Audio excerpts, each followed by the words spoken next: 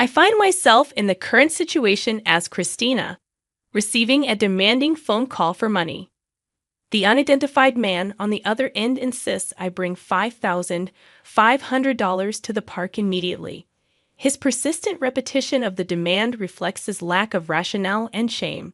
Startled by his sudden shout, I hesitantly respond, acknowledging my understanding. Curiosity prompts me to question the man's identity, to which he falls silent, seemingly realizing the potential consequences of revealing himself. Despite his reluctance, he resumes his aggressive demands, dismissively stating, "Who cares who I am? Just bring the money quickly."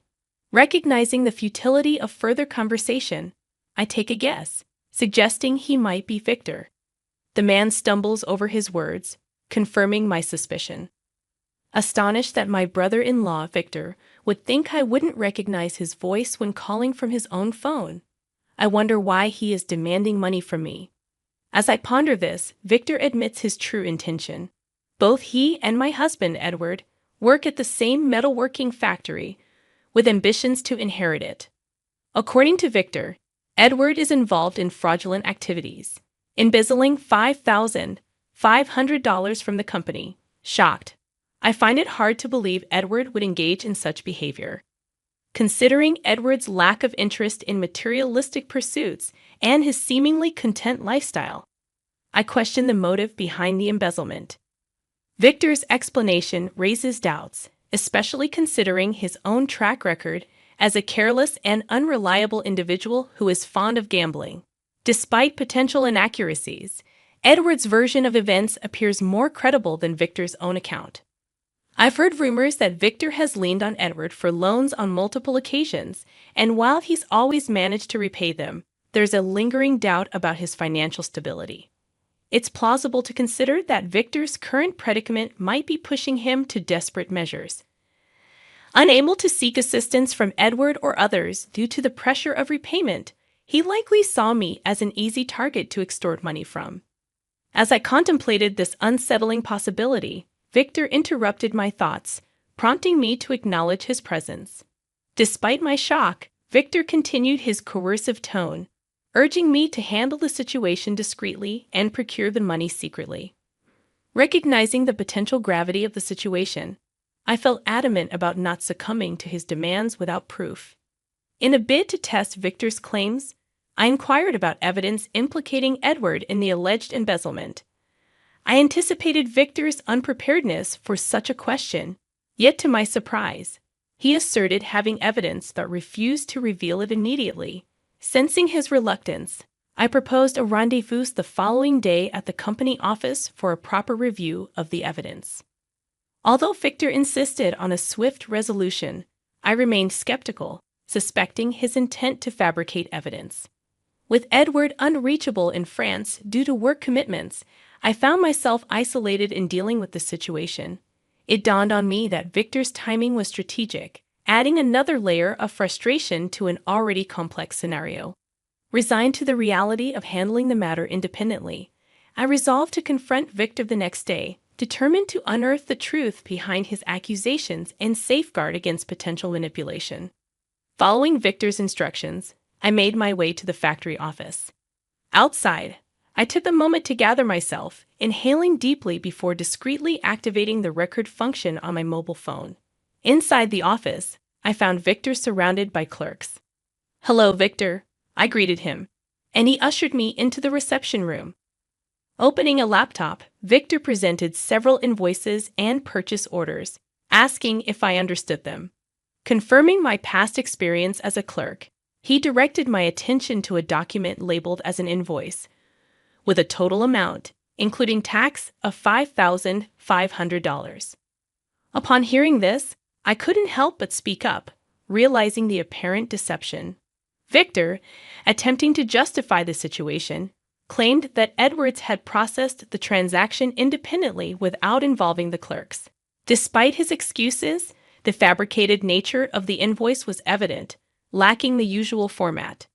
Choosing not to confront him directly, I decided to let Victor further incriminate himself, touching the pen in my chest pocket discreetly. I questioned Victor about Edward's involvement. His confirmation prompted him to suggest that I pay the $5,500 quietly for the benefit of both myself and Edwards. As Victor pressed for payment, I sought an opportunity to secure evidence. Pretending to stagger, I dramatically knocked the laptop's keyboard, pressing a specific key twice. In the chaos, Victor panicked, fearing the deletion of evidence. Seizing the moment, I suggested it was accidental, allowing him to reassure me about a backup. With the document file closed and the laptop shut, Victor approached, emphasizing the need for payment now that I had seen the evidence. Seizing on an upcoming family gathering at Dad's house over the weekend, Victor hinted at discussions about company succession, urging me to pay up for my own good. Keeping my intentions veiled, I mentioned a meeting at my father-in-law Borden's house regarding the company's future, substituting for Edwards, who was currently in France. Victor advised bringing the money to the family gathering, leaving me to contemplate my next move as he laughed with an unsettling tone. Exiting the reception room, I left the office behind. I was taken aback to find Victor's wife, Violet, waiting for me unexpectedly. "Hello, Christina," she greeted me coolly. Her demeanor suggested she was aware of Victor's threats, which instantly put me on edge. While Victor might not be the sharpest, Violet was a different story altogether. She possessed a sharp intellect, albeit one used for dubious purposes, often employing sly and deceitful tactics to get her way. Attempting to maintain composure, I acknowledged that I had heard Victor's side of the story. Violet wasted no time in scrutinizing me, and I braced myself for what was to come. "Thank you for the advice, but I have no intention of complying," I asserted, hoping to make a swift exit. However, before I could leave, Violet seized my arm and deftly retrieved my mobile phone from my pocket. With a sinking feeling, I watched as she accessed the recorded conversation between Victor and me. Her accusation hung heavy in the air, leaving me unable to respond. As she deleted the incriminating evidence, I realized the gravity of the situation. But Violet wasn't finished yet. She proceeded to play a personal conversation between me and my mother, twisting its innocent context into something sinister. Her whispered insinuations struck fear in me, and I found myself speechless and powerless in her presence. As she returned my phone to my pocket, her veiled threats lingered, leaving me with no choice but to comply with her demands. With the recording erased and her leverage secured, Violet slipped away into the office, leaving me to grapple with the unsettling reality of her manipulation. It became clear that she might have been the mastermind behind Victor's actions all along, urging him on from behind the scenes. As I composed myself, I realized the need for caution in navigating this treacherous situation. Without hesitation, I sent Victor a terse message. "I'll pay the money." It was a concession made under duress, a temporary solution to a much larger problem. I had no intention of giving in to Violet's demands, but sending that one misleading message was crucial. It would make her feel secure, preventing her from tampering with the recording of our conversation. Without her manipulation, it would be challenging to hold her accountable for her deceitful actions. She was cunning, no doubt, but I was determined to outsmart Victor, whose weaknesses lay in his gambling habits.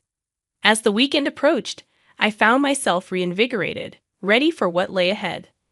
Upon arriving at my in-laws' house, I noticed Victor and his wife had just arrived as well.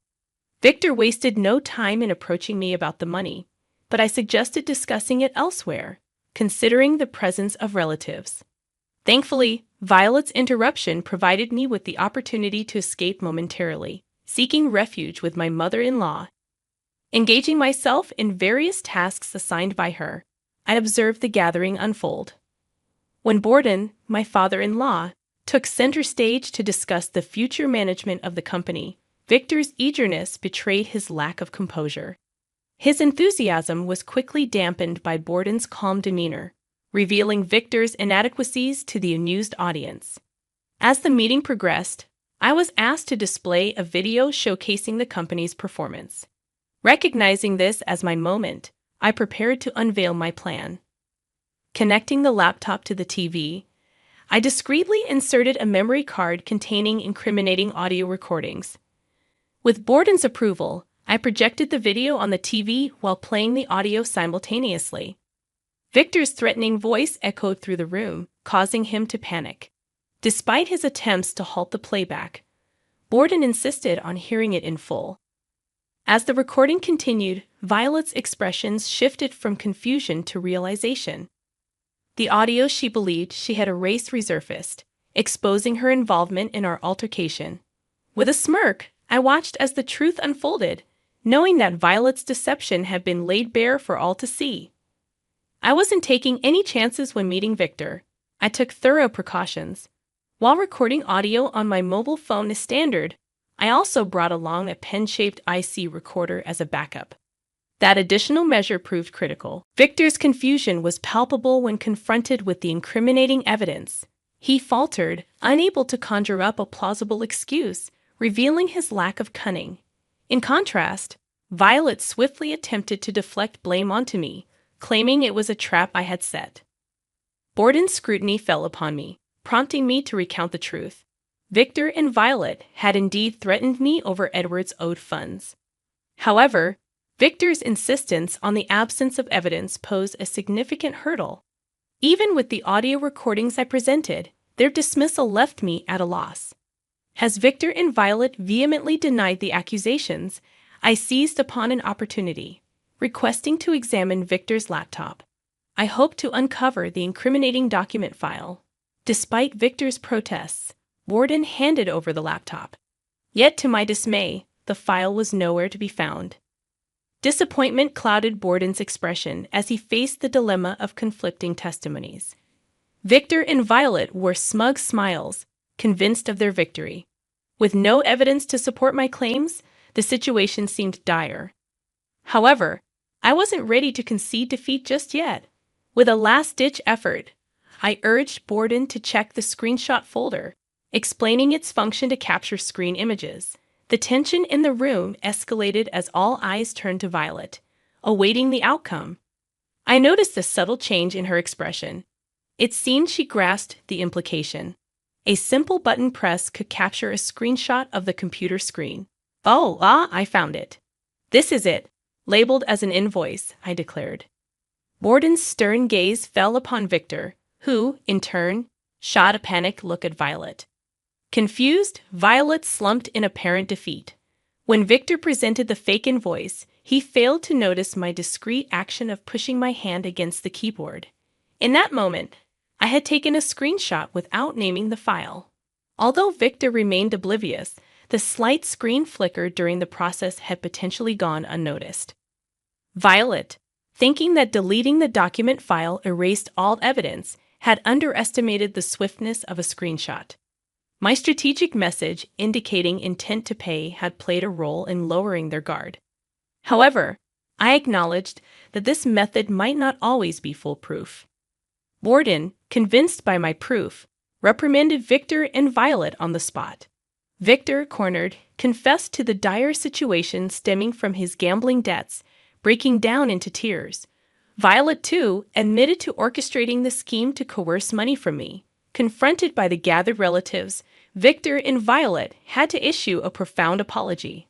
Legally, this situation could be considered extortion, but as a family matter, I hesitated to escalate it further.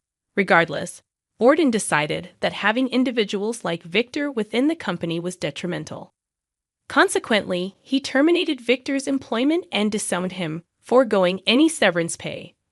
The burdened couple left town, grappling with their debts, but interestingly, they did not divorce. It appeared that Violet couldn't bear to abandon a sobbing Victor. Later, a business associate informed Edwards about Victor and Violet's struggles. Despite taking odd jobs, they couldn't escape their debtors.